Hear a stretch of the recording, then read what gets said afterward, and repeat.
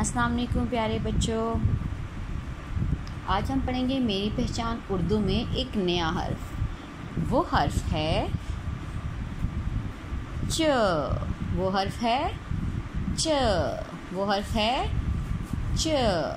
आप देखिए ये है च।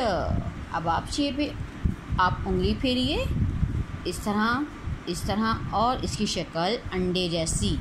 इसके अंदर 3 नुक्ते। ये है च। ये है च। च से चूहा। च से चूहा। ये देखिए च से चूहा। अब आप अपनी किताब खोलिए। ये क्या है? आप मुझे बताएंगे ये क्या है।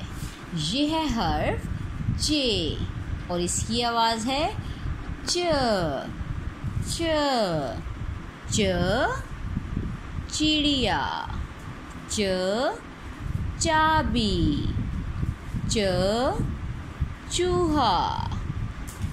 च चिड़िया चाबी चूहा। इन सब की आवाज़ है च। इन सब की आवाज़ है च।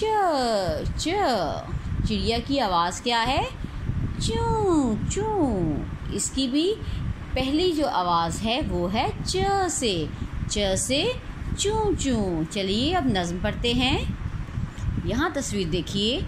चिड़िया बोली चूं चूं चूं, मैं पिंजरे में बंद हूँ क्यों?